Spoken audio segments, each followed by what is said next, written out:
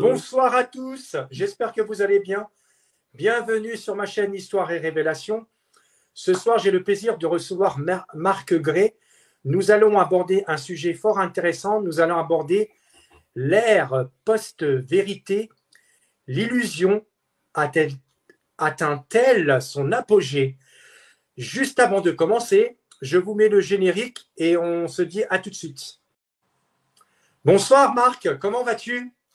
Très bien, très bien. Et toi, Gelsko, comment ça va depuis la dernière fois? Écoute, moi ça va très bien. Donc, avant qu'on commence l'interview, on va passer une petite vidéo et puis on vous dit à tout de suite. Qu'est-ce que tu en penses? Ça marche. Je pense que ceux qui me suivent la connaissent déjà. Yes. À tout à l'heure.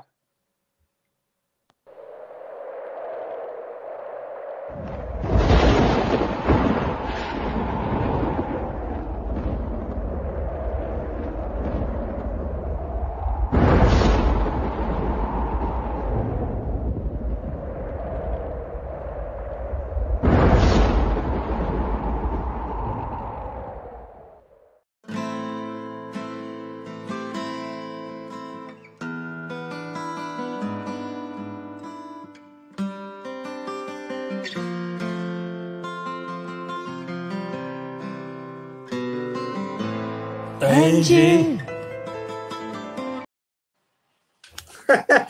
Je la connaissais la vidéo. Ouais, elle est vraiment d'actualité parce que de toute façon, on va parler d'énergie et tout est énergie ici. Et on va recommencer un automne qui va nous donner un bel hiver. Un bel hiver avec les pénuries orchestrées, artificielles et évidemment scénarisées de ces prédateurs. Donc bon bah voilà, c'est Engie, énergie, on est en plein dedans avec la hausse des tarifs électriques comme d'habitude, comme chaque hiver, avec une dégradation de tout, hein, de nos réserves de carburant, l'hérésie du tout électrique, alors qu'il faut pas tirer sur les vieilles centrales nucléaires. En fait, voilà. Bah écoute, revenons à notre sujet, hein, le sujet de l'ère post-vérité. Post-truth, comme on dit en anglais. Moi, je l'ai appris sur un vieil épisode d'X-Files, qui n'est pas si vieux d'ailleurs. Je crois qu'il date de 2017 et je vais vous le partager pour démarrer le sujet, puisque c'est un épisode sur les fake news.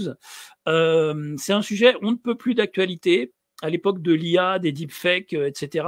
Sommes-nous réellement entrés dans l'ère de la post-vérité ou alors commençons-nous juste à nous en apercevoir qu'on vit dans un fake world, un monde totalement factice, scénarisé et dirigé, dont les tireurs de ficelles ne sont pas humains, encore une fois, je le répète, ces entités qu'on voit, dont on connaît le nom, etc., en public, ne sont pas les réels tireurs de ficelles. Vous n'apprendrez jamais les vrais noms des tireurs de ficelles. On va parler aussi du crime organisé qui gère cette planète et nous digère. Alors, la post-vérité, la définition, c'est quoi? Je vais vous le dire. Ça fait référence en fait à des circonstances dans lesquelles les faits objectifs ont moins d'influence pour modeler l'opinion publique que les appels à l'émotion et aux opinions personnelles. Ça, c'est la définition du dictionnaire d'Oxford. Voilà, c'est très important. On va partir de là et on va non pas philosopher, mais discuter des actualités et de ce qui nous concerne dans ce Truman Show, qui est de plus en plus fake. Sur un plan philosophique, on peut se questionner aussi, on peut se demander qu'est-ce que la vérité, finalement.